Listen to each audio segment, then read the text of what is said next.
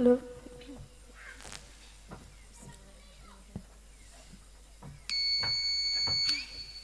Assalamualaikum warahmatullahi wabarakatuh.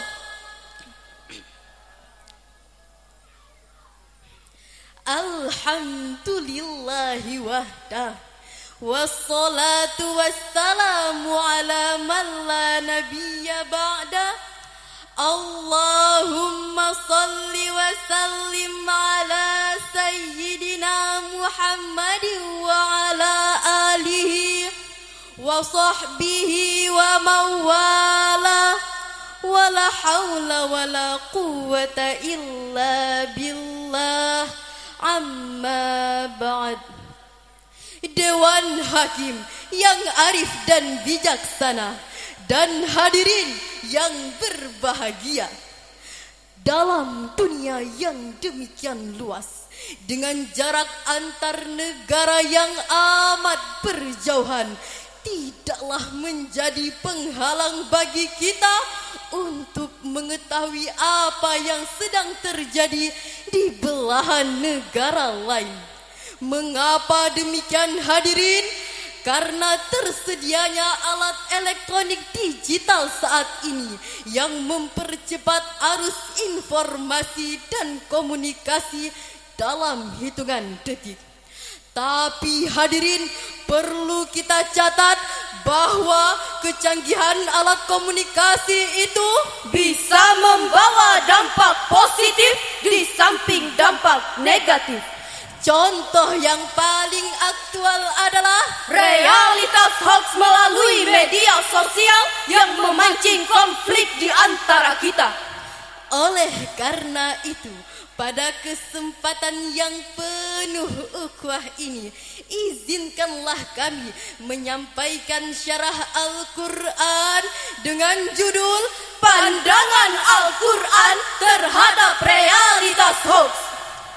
Sebagai rujukan, marilah kita dengarkan firman Allah dalam Al-Quran surah An-Nur ayat 15 sebagai berikut. A'udzu billahi minasy syaithanir rajim.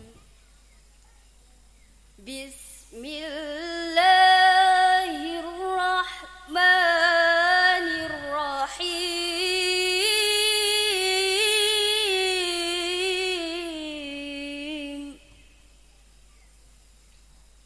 إذ تلقونه بألسنتكم وتقولون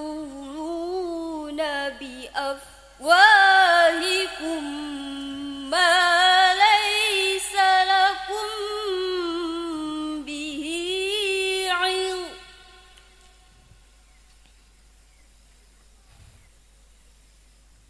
وتقولون بأفواهكم ما ليس لكم به علم وتحسبونه هينا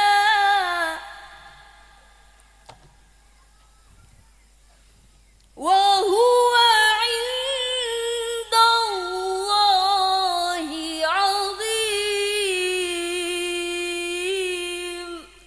Hamba berlindung di bawah kuasa-Mu ya Allah dari usikan setan yang terkutuk. Dengan menyebut asma Allah yang Maha Pengasih, Maha Penyayang. Ingatlah di waktu kamu menerima berita bohong itu dari mulut ke mulut, dan kamu katakan dengan mulutmu apa yang tidak kamu ketahui sedikit pun, dan kamu menganggapnya remeh, padahal dalam pandangan itu masalah besar. Hadirin yang berbahagia, dalam kitab Al-Mukhtasar fi Tafsiril Qur'anil Karim yang ditulis oleh sejumlah ahli tafsir dan diterbitkan oleh Pusat Tafsir untuk Studi Al-Quran Saudi Arabia, dijelaskan bahwa ayat ini memberi teguran kepada orang-orang muslim yang menyebarkan berita yang tidak jelas kebenarannya. Allah Subhanahu wa ta'ala mengingatkan kita, Jangan sekali-kali memandang penyebaran berita bohong itu masalah yang kecil dan remeh. Ketahuilah bahwa itu adalah masalah besar. sebuah survei yang dilakukan oleh masyarakat telematika Indonesia pada tanggal 17 Februari 2022 melaporkan bahwa Indonesia merupakan negara yang sedang menghadapi masalah serius terkait dengan penyebaran berita palsu melalui media sosial. Dan hampir 40% isi media sosial itu adalah Berita palsu. Memang hadirin, dalam pasal 28 Undang-Undang Dasar 1945 disebutkan setiap orang berhak atas kebebasan berserikat, berkumpul dan mengeluarkan pendapat. Tapi hak mengeluarkan pendapat ini bukanlah kebebasan mutlak, Bukan bebas seperti kita berteriak di tengah hutan. melainkan kebebasan ini dibatasi oleh kewajiban kita dalam menjaga kehormatan, keharmonisan, serta kesatuan bangsa dan negara. Dengan demikian, kebebasan dalam hal ini adalah Kebebasan yang harus dipertanggungjawabkan. hadirin. Produsen hoax itu amat keterlaluan. Pada saat menjelang pemilihan umum yang lalu, ukhuwah antar umat beragama juga intern umat Islam tercabik-cabik akibat goresan hoax. Disintegrasi bangsa pun dalam ancaman besar. Tidak hanya itu hadirin, tega-teganya saat kita berduka atas meninggalnya para dokter dan tenaga medis serta masyarakat umum akibat COVID-19. Mereka tega memproduksi hoax. Mereka menari-nari di atas banyak korban COVID-19 dengan terus-menerus menyebarkan berita palsu tentang COVID-19. Bahkan memprovokasi orang untuk melawan pemerintah yang telah menguras otak dan keringat serta mengeluarkan triliunan rupiah untuk mengatasinya. Itulah realitas yang kita alami. Oleh karenanya kita harus bertindak, Kita harus bergerak. Tidak boleh berpangku tangan. Kita harus bahu-membahu melawan hoax. Setuju hadirin? Hadirin yang berbahagia, kejahatan berita palsu telah mewarnai aktivitas masyarakat kita. Di antaranya, Pertama, hoax yang terkait dengan politik, ekonomi, dan sosial. Detik.com pada bulan Februari tahun 2022 melaporkan kepolisian daerah Nusa Tenggara Barat berhasil menangkap ketua koperasi serba usaha Rinjani atas dugaan penyebaran hoax bahwa pemerintah menyembunyikan dana pemulihan ekonomi nasional sebesar 100 juta. Akibat hoax itu, Masyarakat terprovokasi menghujat pemerintah melalui unjuk rasa. mengingat bahaya hoax untuk masa depan bangsa, apakah kita setuju bahwa siapapun yang menyebarkan hoax harus dihukum berat? Setuju hadirin? Kedua, masalah kesehatan yang pernah dihebohkan oleh oknum penyebar hoax. Liputan6.com pada tanggal 15 Januari 2022 melaporkan berita yang sangat memprihatinkan, yaitu adanya 27 kasus hoax selama masa pandemi. Antara lain bahwa virus COVID-19 adalah virus buatan, bisa menular melalui udara, bisa mati di ruangan panas, dan vaksin COVID terbuat dari bahan babi, serta bisa menyebabkan kelumpuhan pasca vaksinasi. Jadi jelaslah hadirin, kejahatan berita palsu benar-benar ada dalam realitas masyarakat kita. Dan dampak negatifnya sangat besar, yaitu pertama, menyesatkan dan membodohi masyarakat, bahkan merusak persatuan dan kesatuan bangsa. dan yang kedua, mengganggu jalannya program-program pemerintah yang telah disepakati bersama legislatif. Untuk itu hadirin, marilah kita dengarkan firman Allah dalam Al-Quran surah Al-Hujurat ayat 6 sebagai berikut. Ya ayyuhalladzina amanu in ja'akum fasiqun binaba'in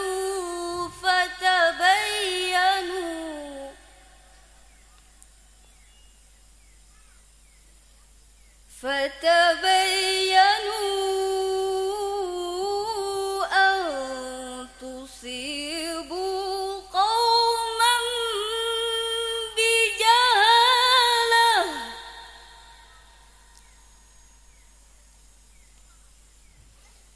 an tusibu qauman bijahalatin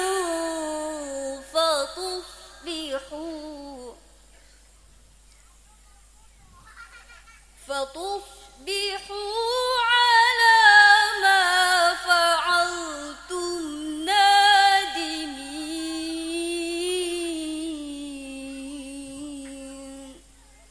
Shadaqallahul azim. Wahai orang-orang yang beriman, jika datang kepadamu orang fasik membawa suatu berita, maka periksalah dengan teliti agar kamu tidak menimpakan suatu musibah terhadap suatu kaum tanpa mengetahui keadaannya, yang menyebabkan kamu menyesal atas perbuatanmu itu. Maha benar Allah atas segala firman-Nya, dan Dialah yang Maha Agung. Hadirin rahimakumullah, dalam tafsir Al-Azhar karya Profesor Hamka dijelaskan bahwa turunnya surah Al-Hujurat ayat 6 ini berkenaan dengan kisah Bani Mustalik. Mereka dituduh berencana membunuh Al-Walid, utusan Nabi, untuk menarik zakat mereka. Padahal hadirin, berdasarkan laporan yang sebenarnya, Bani Mustalik justru datang berduyun-duyun menyambut kedatangan Al-Walid untuk membayar zakat. Maka kata fasik dalam ayat ini artinya Pembohong atau banyak melakukan dosa. Berdasarkan ayat ini, ada hal yang harus kita lakukan. Antara lain, kita tidak boleh menelan mentah-mentah suatu informasi yang diragukan kejujurannya. Kita harus melakukan check and recheck, Yakni memeriksa berkali-kali agar tidak terjadi konflik. Rasulullah Sallallahu Alaihi Wasallam pernah berpesan kepada kita, Iyyakum wal kadzib, fa innal kadziba yahdi ilal fujur, wa innal fujura yahdi ilan nar. jauhilah kebohongan, sebab kebohongan akan menggiring kepada keburukan, dan keburukan akan menggiring kepada neraka. Hadis riwayat Bukhari dan Muslim. Pada kesempatan kali ini kami mengajak hadirin untuk menyampaikan salam rindu kepada Nabi Muhammad sallallahu alaihi wasallam, sang penerima wahyu Al-Quran. Assalamu alayka ya Rasulullah. Assalamu alayka ya Habibi, ya Nabi Allah, ya Rasulullah. Gadis cantik berselendang sutra, Gelang dan antingnya berkilauan. Waspadalah terhadap berita yang ada. Teliti dahulu sebelum disebarkan. Dari uraian ini dapatlah kita ambil kesimpulan. Pertama, hoax adalah sebuah realitas sosial yang dapat mengancam persatuan bangsa kita. Dan yang kedua, pemerintah harus bertindak tegas terhadap penyebar dan produsen hoax. Bapak Ibu, Dewan Juri, cukup sekian syarahan kami. Mohon maaf atas kekurangan kami. Terima kasih, semoga berjumpa kembali. Wassalamualaikum warahmatullahi wabarakatuh. Tepuk tangan.